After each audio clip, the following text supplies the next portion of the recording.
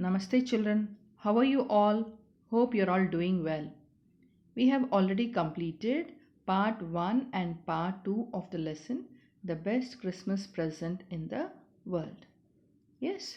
Now, before we move on to part 3, let us have a quick recap of the part 1 and part 2.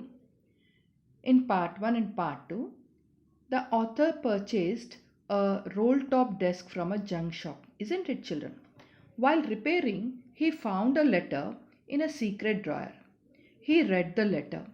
It was written by, yes, it was written by Jim MacPherson to his wife Connie. Jim was a soldier of British Army and he was deployed to fight against German Army. In his letter, Jim had described an evening at the war front. Instead of fighting, both British as well as the German armies celebrated Christmas Eve together merrily.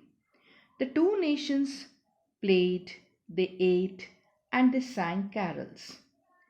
The two captains talked of their families and their own field of activity when there was no war. They had the same tender feelings about life. They did not want to fight, they wanted peace. They wanted to be with their families as soon as possible. Finally, in his letter, Jim assured Connie that by the next Christmas they would celebrate the festival together. Yes, children? So now we'll move on to part 3. I folded the letter again and slipped it carefully back into its envelope. I kept awake all night. By morning, I knew what I had to do. I drove into Bridport, just a few miles away. I asked a boy walking his dog where Copper Beaches was. House number 12 turned out to be nothing but a burnt out shell. The roof gaping, the windows boarded up. So here we come across the words that is burnt out, children. So burnt out means destroyed by fire. And shell. So what is this burnt out shell? Shell is a framework. Okay. And here we have another word, roof gapping. So there was a lot of gap in the roof. And boarded up. So boarded up means it is covered with wooden boards. So as the windows, here it is given the windows boarded up. So as the windows everything got burnt, it was covered with wooden boards for security. So here I'll explain to till here, children. After reading the letter, the narrator folded the letter and he placed it back into its envelope. The narrator could not sleep that night. He decided what to do the next morning. He drove to Bridport, which was just a few miles away from his residence.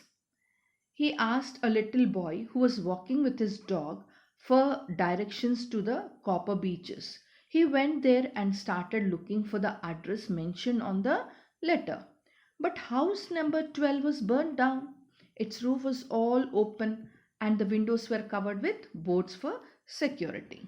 Right? So now here I knocked at the door. I knocked at the house next door and asked if anyone knew the whereabouts of Mrs. MacPherson. Oh, yes, said the old man in his slippers. He knew her well. A lovely old lady, he told me. A bit muddle headed, but at her age she was entitled to be, wasn't she? 101 years old. She had been in the house when it caught fire. No one really knew how the fire had started, but it could well have been candles. She used candles rather than electricity because she always thought electricity was too expensive. The fireman had got her out just in time. She was in a nursing home now, he told me. Burlington House on the Dorchester Road on the other side of town. So now here this author, he wanted to inquire about the where about Mrs. Macpherson. So he knocked at the door next, knocked at the house next door. The old man in the slippers, he knew the lady personally. He called her a lovely lady, who's lovely lady. Okay, so who stayed a bit confused most of the time, but he blamed it on her age, for she was 101 years old. See, her age is 101. So here we got one word, children, that is muddle headed. So what is this muddle headed? Muddle headed means confused. So actually at that particular age, people will be a bit confused, isn't it? So her house got fire and she was saved by the fireman. The actual cause of the fire is not known.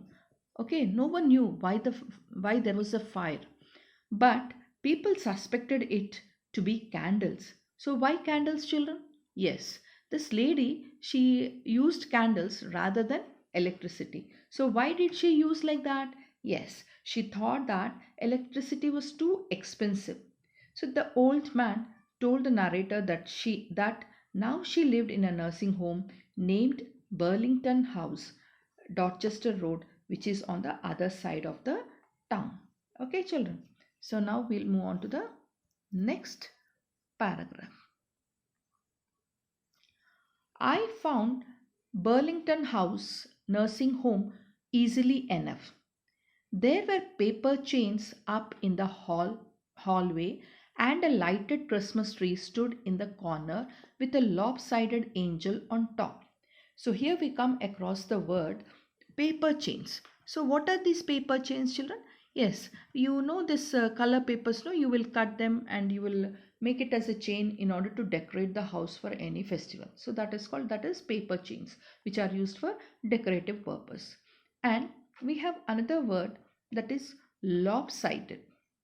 So lopsided refers to bent on one side. And the next word here is angel. So angel is the God's messenger. And the Christmas tree was decorated with all gifts and papers, color papers, and also it was also decorated with an angel. Okay. And here, I said I was a friend come to visit Mrs. Macpherson to bring her a Christmas present. I could see through into the dining room where everyone was wearing a paper hat and singing. The matron had a hat on too and seemed happy enough to see me. So here we come across the word matron. So matron refers to the head nurse. Okay, children. She even offered me a mince pie. So, what is this mince pie? It is a Christmas pie with dry fruits. She walked me along the corridor. Mrs. Macpherson is not in with the others. She told me she's rather confused today, so we thought it best if she had a good rest. So, she has no family, you know. No one visits. So I'm sure she will be only too pleased to see you. She took me into a conservatory with wicker chairs and potted plants all around and left me. So here we come across the word conservatory. So what is this conservatory? Conservatory means it is a glass house made to relax. And we have another word, children, wicker chairs. So wicker chairs are, these are the cane chairs, which you all know it, isn't it? Yes. Now coming to this particular paragraph, children, the narrator, he went to Burlington House nursing home. Why did he go, children? Yes, this narrator had a letter with him, isn't it? So he took that letter and he went to Burlington House nursing home, which he found quite easily. He was able to find that particular house very easily. There were Christmas decorations all over. The hallway was decorated with paper chains, and at the end there was a Christmas tree which was decorated, and even it was well decorated. And on that Christmas tree there was an angel which was decorated with an angel which was slightly bent.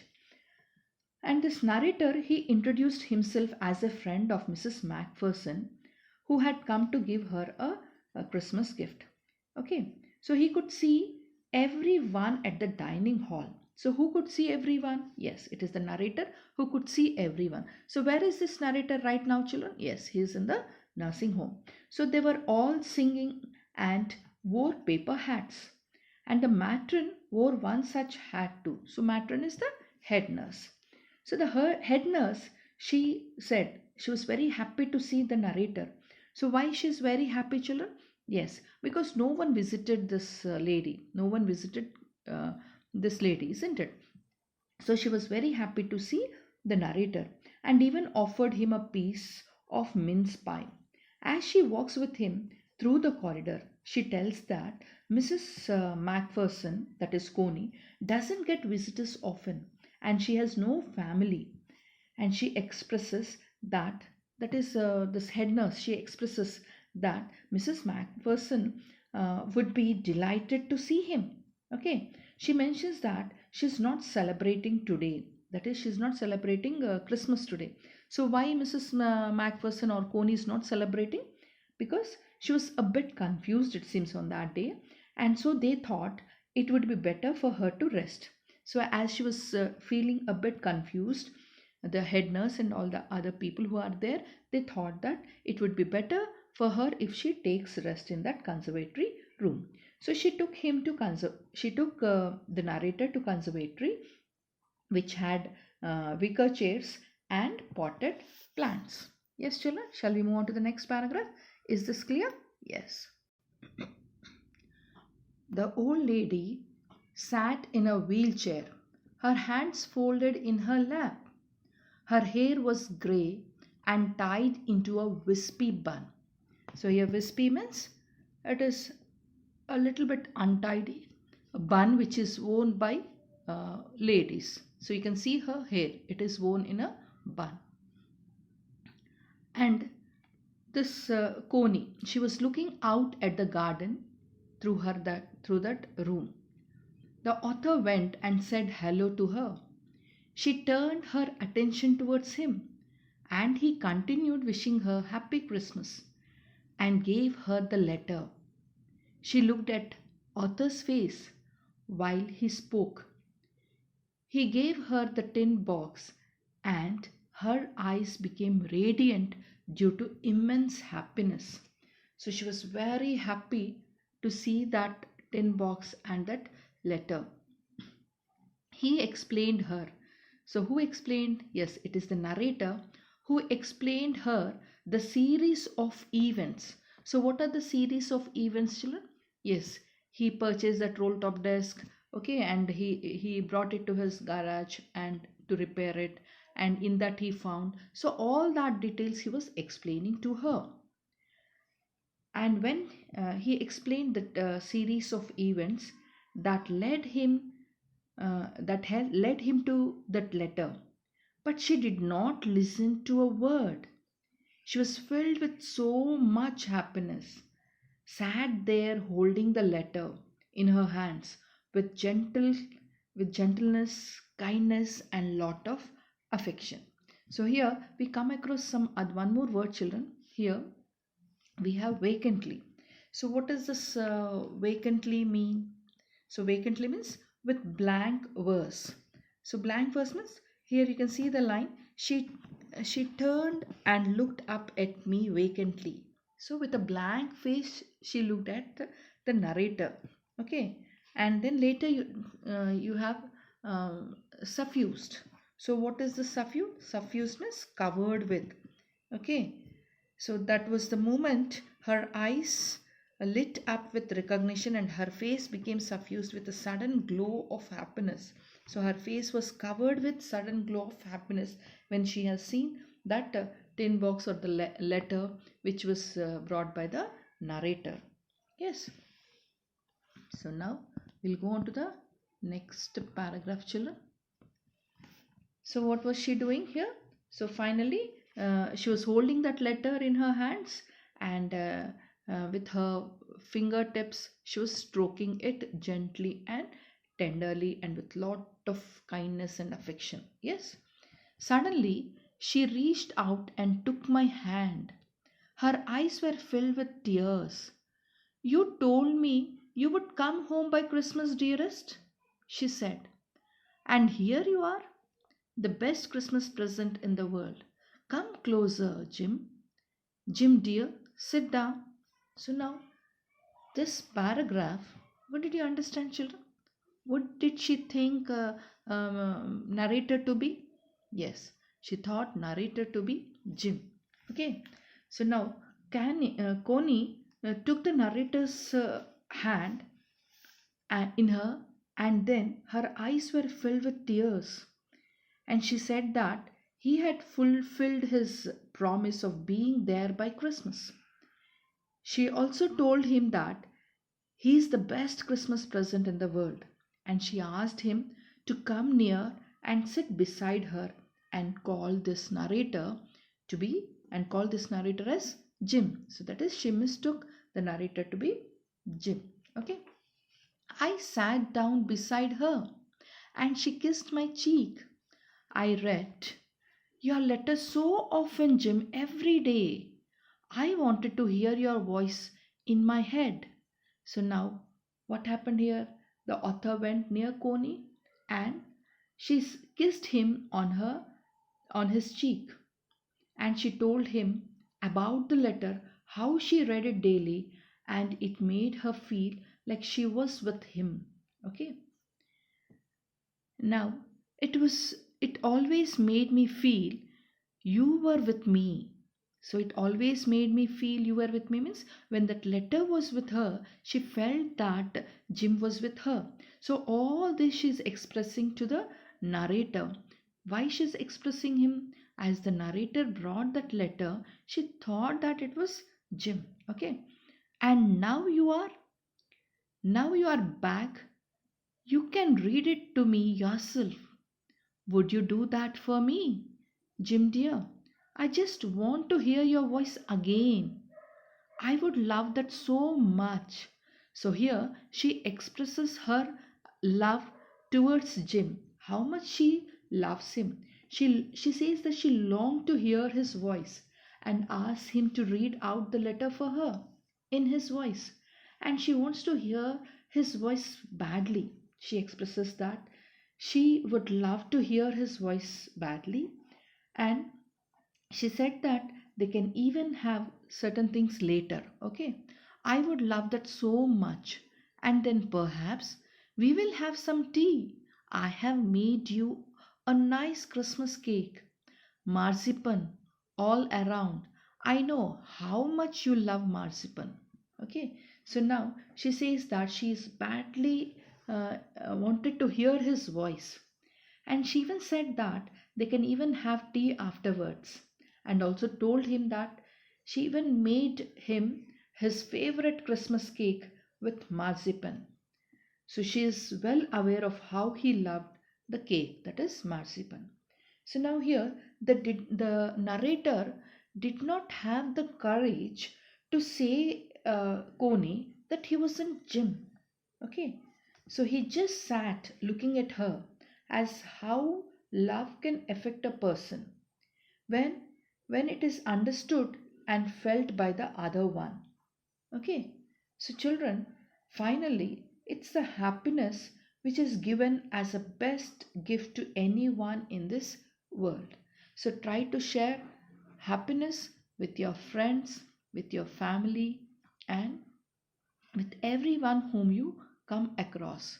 So here in this particular lesson, the Scony, she longed to hear the voice of Jim, and often she read the letter which is written by Jim. So that shows that how much she loved him.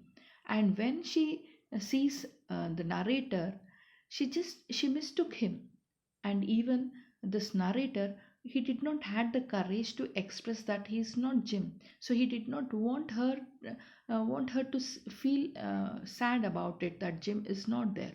So he was quiet and he gave the happiness to her that Jim had come back. Okay, children, so is this clear? Have you all understood? Yes. Thank you, children.